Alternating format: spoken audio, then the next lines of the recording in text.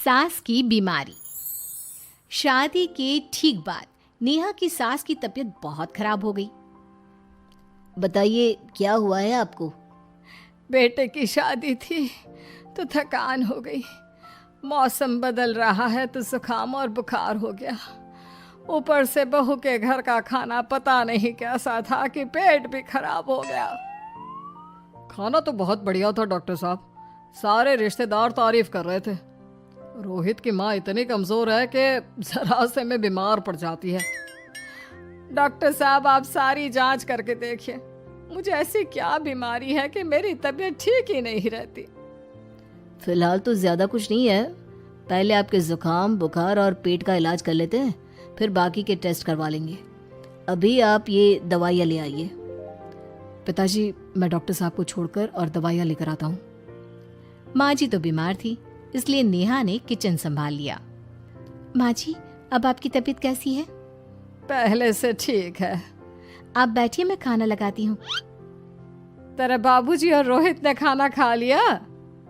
रोहित तो टिफिन लेकर ऑफिस गए हैं माँ, और बाबूजी ने खाना खा लिया है।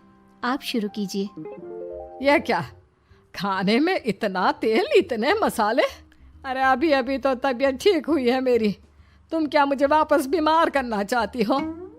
नहीं माँ जी, ऐसा नहीं है। क्या हुआ? देखो ये बहू ने कैसा खाना बनाया है। खाना तो बहुत ही स्वादिष्ट था। अरे मैं ये खाना खाऊंगी तो बीमार हो जाऊंगी ना। ओह हाँ, बहू को अभी पता नहीं ना तुम्हारे बारे में, रोहित समझा देगा उसे। देख बहू, अच्छे से समझ लेना कि इस घर में कैसा खाना बनता है। हाँ माँ जी, मैं समझ लूंगी, लेकिन अभी आप कुछ तो खा लो। ये खाना खा लूंगी तो कल का खाना खाने के लिए बचूंगी भी नहीं। सास की बातें सुनकर नेहा उदास हो गई। उसने रोहित के घर आती ही उससे माँ जी के खाने के बारे में पूछा। आज माँ जी ने मुझे खाने के लिए बहुत बुरा भला कहा। माँ को मसालेदार और तेल घी वाला खाना सूट नहीं करता, वो बीमार पड़ जाती हैं। ऐसी क्या बीमारी है माँ जी को? पता नहीं, आज तक कई डॉक्टरों को दिखाया, कितने टेस्ट करवाए, लेकिन कोई बीमारी पकड़ में ही नहीं आई। नेहा को कुछ समझ में तो नहीं आया, लेकिन उसने अपनी सास के हिसाब का खाना बनाना सीख लिया। माँ जी आज तो खाना ठीक है ना? खाना तो ठीक है, लेकिन ये मुआ रेडियो क्यों चल रहा है इतनी तेज आवाज में? वो माँ जी मैं अकेले काम करते करते बोर हो रही थी ना, तो टाइम पास करने के लिए चला दिया। तेरा इस टाइम पास के चक्कर में मेरा सर दर्द से फटने लगा है। तेज आवाज से मुझे माइग्रेन हो जाता है। सॉरी माँ जी, मुझे पता नहीं था। तुम्हें जब तक सब पता चलेगा तब तक मैं तो भगवान के पास ही पहुंच जाऊंगी। नहीं नहीं, ऐसा मत कहिए ना माँ जी। अब मैं कहीं भूख से ही ना मर जाऊं। खाना मेरे कमरे में रख दो। बेचारी नेहा, उस दिन उसे बहुत दुख हुआ। नेहा तुम रो क्यों रही हो? आज माँ जी ने मुझे बहुत बुरा भला कहा, मैं तो सिर्फ रेडियो सुन रही थी। ओहो, तुम माँ की बातों का बुरा मत मानो, उन्हें तेज आवाज से सर दर्द होने लगता है, दर्द की वजह से बोल दिया होगा कुछ। लेकिन मुझे तो ये सब पता ही नहीं था ना, इसलिए बाबूजी ने मुझे पहले ही फोन करके सब कुछ बता दिया, और मैं तुम्हारे लिए ये हेडफोन लाया हूँ। अब तुम अपने गाने भी सुन सकती हो और माँ को परेशानी भी नहीं होगी। ये सिर्फ एक बात का हाल है, लेकिन माँ को तो हर चीज से परेशानी है। अब क्या कर सकते हैं, माँ बीमार ही इतनी रहती है। लेकिन माँ को ऐसी कौन सी बीमारी है? तुम्हें बताया तो था, किसी भी डॉक्टर को माँ की बीमारी समझ में नहीं आ रही।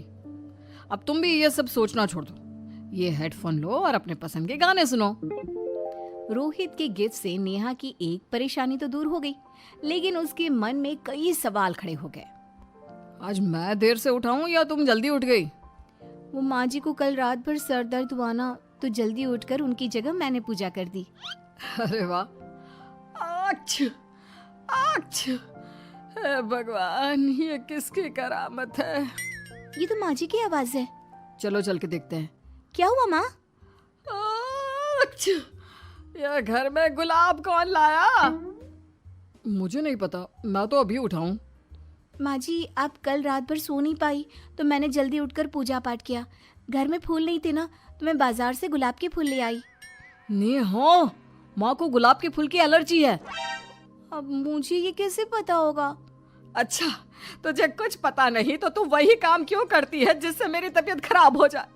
रोहित के बाबूजी, ये बहू मेरी जान लेना चाहती है। माँ जी, मुझे ऐसा करके क्या मिलेगा?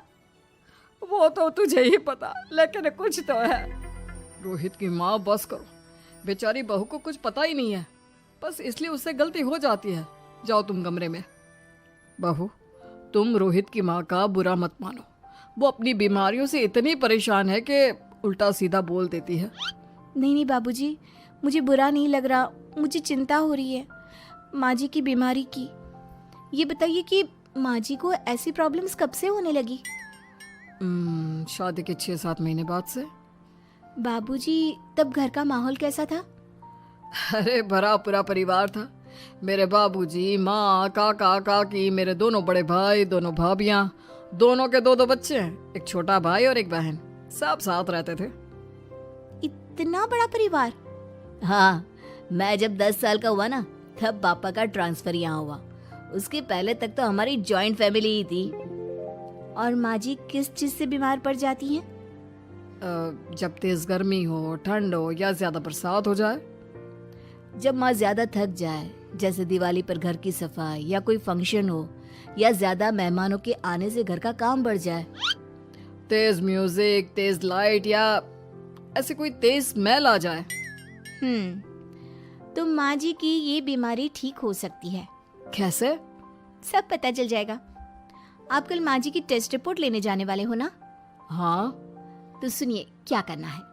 अगले दिन रोहित माँ जी की रिपोर्ट्स लेकर आता है। माँ, बाबूजी, नेहा। अरे क्या हो गया रोहित? माँ जी की रिपोर्ट आ गई है। कुछ सीरियस है क्या? जिसका डर था वही हुआ। अरे गोल गोल बातें मत कर, सीधी तरफ बता बेटा, क्या हुआ है मुझे? माँ, आपकी किडनी, लिवर सब फेल हो गया है। आपका दिल भी कमजोर हो गया है। डॉक्टर ने कहा है कि आपके पास सिर्फ 1 महीना बचा है। ये क्या बक रहा है? ऐसा हो ही नहीं सकता। मुझे लग ही नहीं रहा कि मैं इतनी बीमार हूँ। लेकिन माँ जी, रिपोर्ट झूठी तो नहीं हो सकती ना? हाँ, माँ को 20 साल की उम्र से बीमारी लग गई थी, लेकिन कोई डॉक्टर पकड़ नहीं पाया और अब ये बीमारियां बहुत ज्यादा बढ़ गई हैं। हाँ रोहित की माँ, तुम्हें याद है शादी के 6 महीने बाद से तुम बीमार रहने लगी थी। अरे लेकिन वो अलग था, मुझे ऐसी कोई बीमारी नहीं हो सकती। ये तुम कैसे कह सकती हो माँ? हाँ, तुम उस वक्त बीमार पड़ी थी ना, और अब डॉक्टर भी यही कह रहे हैं, तो सच ही तो होगा। और आप तभी से बीमारी तो रहती आई हैं। अरे लेकिन तब मैं बीमार थी ही नहीं। क्या मतलब? अरे तब मैं बीमारी का नाटक करती थी, मुझे कुछ नहीं हुआ था। ये क्या बोल रही हो? हाँ, घर में इतने सारे लोग थे और सबसे छोटी बहू मैं थी, तो सारा काम मुझे करना पड़ता, इसलिए काम से बचने के लिए मैं नाटक करने लगी। लेकिन आपको अभी भी वही बीमारियां होती है ना माँ? हाँ, अगर नाटक था तो ये प्रॉब्लम तुम्हें अभी क्यों होती है? इसका जवाब मैं देती हूँ। माँ जी कई महीनों तक नाटक करती रही, इसलिए इनके दिमाग ने धीरे धीरे इस झूठ को सच मान लिया और इनका दिमाग उन बीमारियों का एहसास कराने लगा। हैं? ऐसे भी होता है क्या? हाँ माँ जी, इसे प्लेसिबो इफेक्ट कहते हैं। जब आप बात बात पर बीमार पड़ने लगी तो मैंने अपने मामा से बात की जो एक साइकोलॉजिस्ट है। उन्होंने बताया मुझे। तो ये रिपोर्ट्स? मैंने झूठी रिपोर्ट बनवाई थी नेहा के कहने पर, ताकि आप सच बताएं। यानी मुझे कुछ नहीं हुआ? नहीं माँ जी, और आपकी इस प्रॉब्लम का भी सोल्यूशन है। हम किसी अच्छे साइकोलॉजिस्ट को दिखाएंगे और आप जल्द ही ठीक हो जाएंगी। वाह बहू, मैंने तुझे इतना भला बुरा कहा और तूने मेरी जिंदगी भर की तकलीफें दूर कर दी। थैंक यू और सॉरी बहू। अरे मुझे भी तो सॉरी कहो, पूरी जिंदगी तुम्हारी सेवा की है, वो भी झूठ मूठ की बीमारी के लिए। हाँ हाँ, आप भी माफ कर दो मुझे, बस सॉरी। तो इस तरह नेहा ने अपनी सास की बीमारी पकड़ भी ली और ठीक भी कर दी।